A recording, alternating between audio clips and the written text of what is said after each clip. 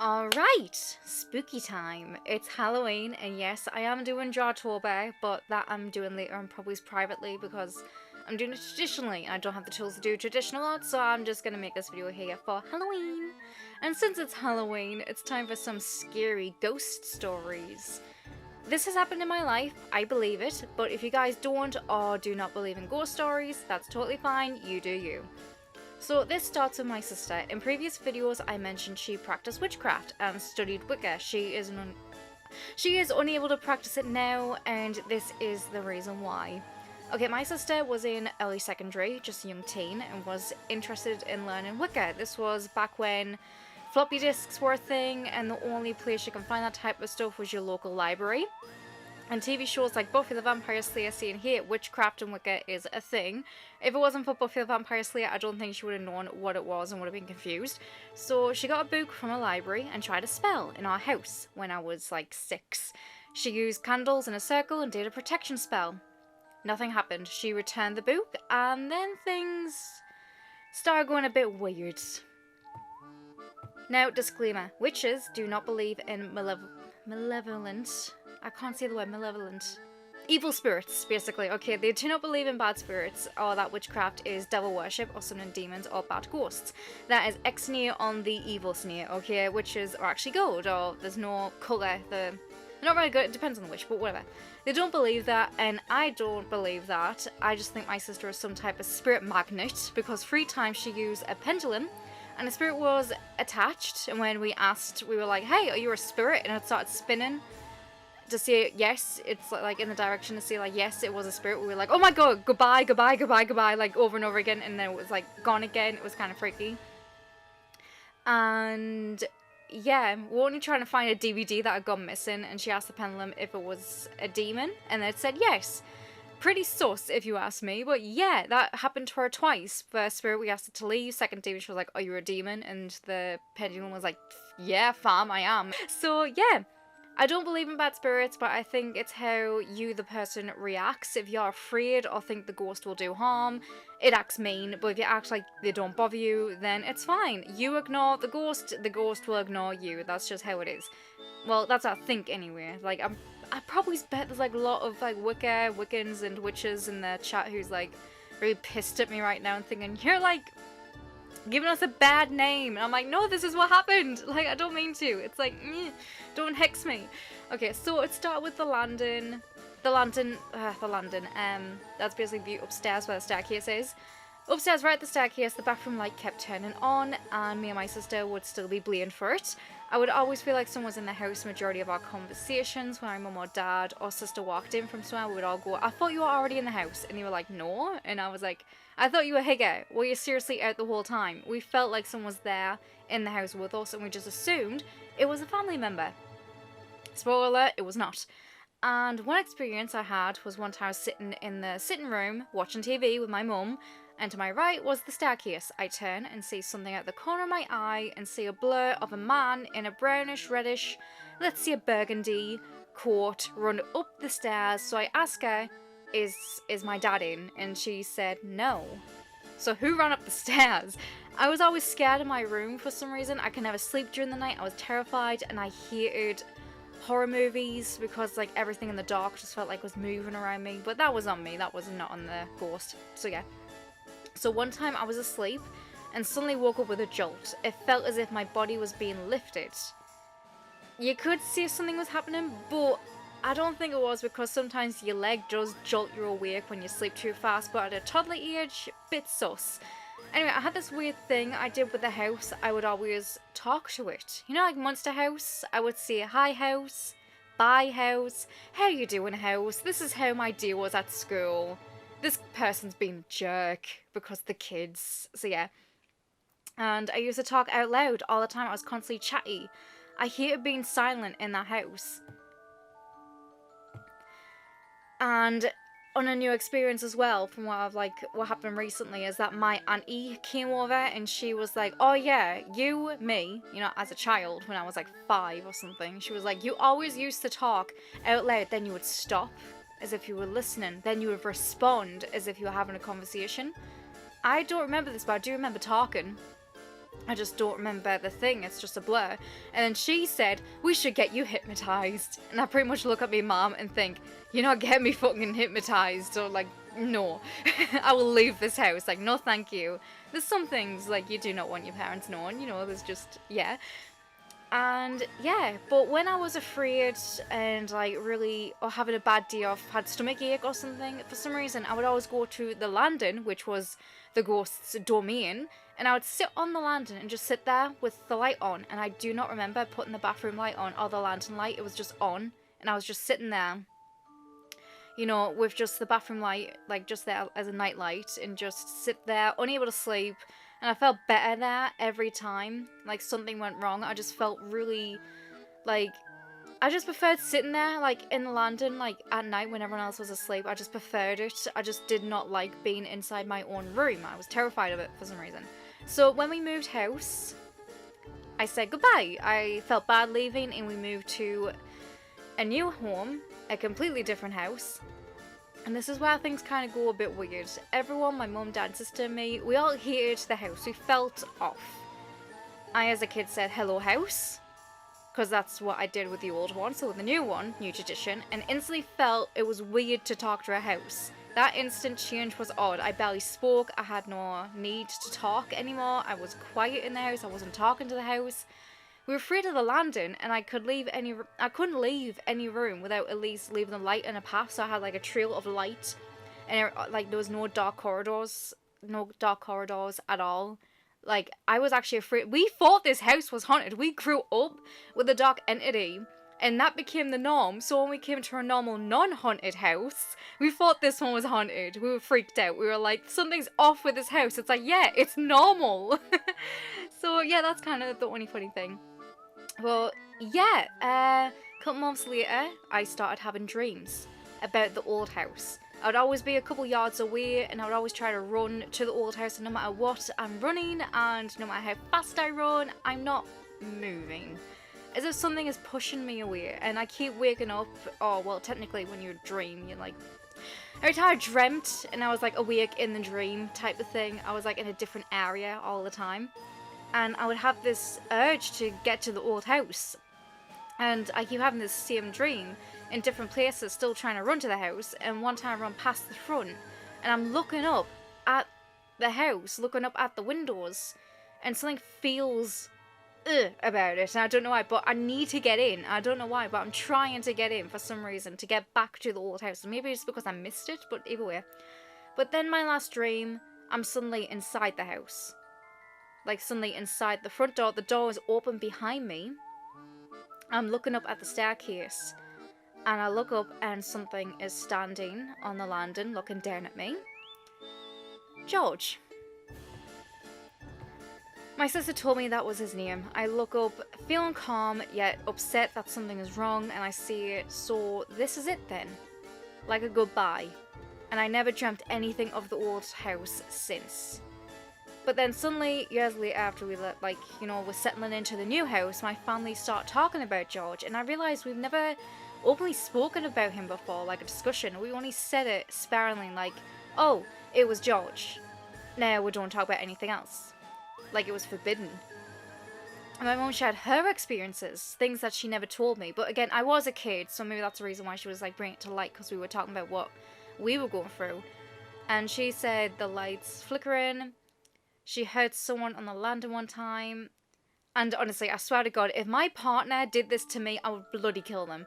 Because both my parents were in bed, and suddenly the door opened, and my mum thought it was me. I was a baby back then, practically. But she sees a shadowy silhouette instead. Freaking out, she slaps my dad's hand to wake him up and says his name. And the worst part is, my dad doesn't see it. Oh, it's nothing, or it's just, our kid, being a little rascal. No, he says, I see it too. That would freak me out. I would be shitting myself, I swear to God. I wouldn't be able to sleep after that. Like, seriously, I see it too in the middle of the night with something staring at you. Like, thanks, Dad. God. And my mum had lots of sleep paralysis in that house. She just never told us. We were kids. So she didn't really have to tell us, but yeah. And my dad always thinks my mum was with him, and he says at one point even felt someone climbing into bed with him to find out It wasn't my mum, and he was completely alone. I do laugh because he is like iffy when it comes to people seeing him as gear. Like, we have little dogs, so we dress them up in pink dresses, and he's always iffy about them going outside. He's like, I don't want to walk the dogs in that. People will probably think I'm queer, and I'm like, no one cares. But now that I've read this story, I'm thinking, oh, this gives my dad some context. All right, so sorry, Dad, about that, but still, it's pretty funny. What else happened? Oh, he also mentioned that he had shirt hangers, you know, things to hang your shirts, on top of the bed. And it was like a banister for bed thing with like little curtains attached. So on top of them, there was shirt hangers. And he said they started to move. Then stop. Then moved. Then stopped. And then they moved. And they were chucked across the room. Seriously, George was so rude. Okay, so... yeah. Then we moved to a house, and my dad told me that the new neighbours, who also live in the old house, were afraid to go home since they were like out at the pub talking about this because they were so scared. I even heard that they had to send someone to the house to exorcise a ghost since a kid was attacked, apparently. But then again, we do not know because this was a pub story that was told to my dad. We don't know if those guys were taking the piss. But either way, if a kid was actually attacked, something would have been said or been in the news, on the newspapers, or maybe, I don't know. Ghost story, what you gonna do? But the worst version is my sister's side. She said she had dreams too of the old house, and she was outside in another, looking through our window to, well, looking through a window to her bedroom, and he was standing in her bedroom looking at her, and she could see his face. To me, he's always been a blurry, burgundy brown silhouette. I never saw his face. I know what he looks like. He was looking at my sister from across the street, standing inside a room, and his face was grotesque. A decomposing corpse with bugs and maggots coming out of his skin and exposed teeth staring at her. She was terrified. So as a kid, we were always nervous and a little iffy about the house, but mostly we were calm. I mean, come on, it's like, what was he gonna do? You know, like just stand there being a creep? Like, come on, man. The funniest thing though is that bright side of this story is that I remember as a kid, along with my sister, we used to tell everyone our house was haunted since we believed it, and they clearly did not. But then no one came over or had sleepovers at my house. I used to go out to sleepovers at theirs, but no one liked coming to our house for some reason. And one time I was on the landing, since that's where the computer was, and I was showing my friend something on the computer, and she was freaking out saying, "Oh my god, you were talking about ghost stories, I'm really scared." And I was like, meh, I thought she was taking the piss. Like, I thought she was just being weird. And I was like, there's nothing wrong. But she was really unnerved. And she wasn't the only one, because other people have been like that as well. And again, no one stays in the house for long for some reason. Like, no one stays inside. We always went out. So, it was weird. But then something grabs her ankle. She screams like a banshee and starts crying bloody murder. I just turn to look down to see what grabbed her and see her mother's hand and her own mum laughing at her on the staircase. Okay, it's actually kind of funny. That was pretty funny, but I do feel bad for my old friend still. Yeah, it was hilarious though. I don't think her mum realised we were talking about ghosts and that she was already scared, otherwise she wouldn't have done it. Since the kid was crying, they went downstairs and left after that. Then this what happened when I was in college years later in 2015. Well, nothing really happened, but information came together. I told my mates in college my ghost story, and to prove it, I went onto Google Maps and saw something that made me go, There was a picture of a kid playing outside in yellow and blue uniform. The same uniform I wore at primary school. Now here's the thing, that primary school closed down years prior, so yeah, either Google Updates has not like updated their Google Maps in 10 years. So yeah, and when I checked the house out on Google Maps, the basketball net was still attached and was still there. Nothing sus so far, right? Well, it had been 10 years. You would think Google Maps definitely would have updated. And the next thing, I checked the house details, like a separate thing. Like if I wanted to buy the house, you get to see the pictures inside the house and see all the information. But the photos for the house was the same ones my own mother used to sell it. This was in 2015 when I was like a teenager. Wait, not a teenager. 18 years old, basically. It has been 10 years. And they were still using the same photos my mum used to sell the house. Okay, not that weird, but I was told they had changed the house. They gave it an extension, knocked out a wall. So if there were changes, why would they still use outdated photos and hadn't updated them for years? Huh. It is a bit weird to me. I thought that was weird that they wouldn't update details on a house that was supposedly haunted, as if no one wanted to stay inside the house to take pictures of the new extension, but I digress. Okay, I kept hearing stories from my dad saying the house was acting dodgy and people were afraid, kept moving out. Some kids might have used a Ouija board and to make George worse since he attacked a kid, apparently. But that could be bullshit.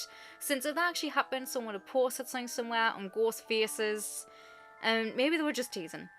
The thing about ghost stories, you don't know what's true or if someone's lying to you. So how do you know if what I say is true? You don't. Okay, this is just my side of what happened. Like, I don't have physical proof because the details I had when I checked back in 2015 could be updated by now. Maybe they were just taking the time. Either way, I can't prove anything. I just know I was young and impressionable, and maybe all the stuff I was told by others might have been bullshit. Maybe it was just a ghost story.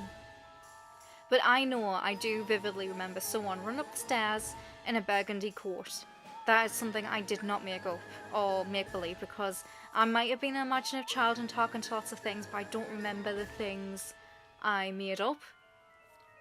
Except for that one thing, so why would that stick in my head?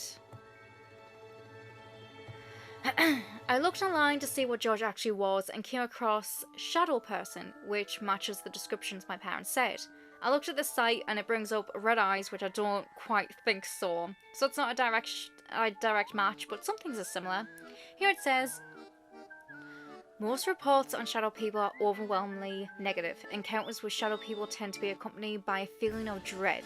According to many reports, but there are allegedly different types of shadow beings, and some of them are non-threatening. I definitely think mine was non-threatening because if he was, something would have happened when I was a kid. I mean, come on, like, I was annoying. Okay, I used to sing on that computer, and as a child, I did not sing well. So if he had a chance to attack a kid, it should have been me, alright? So yeah. I did have a theory and thought my sister invited him in by accident for a protection spell. But if he was sent to protect us, and by us moving to a different house, we stranded him there, and he's pissed because the things he needed to protect are gone.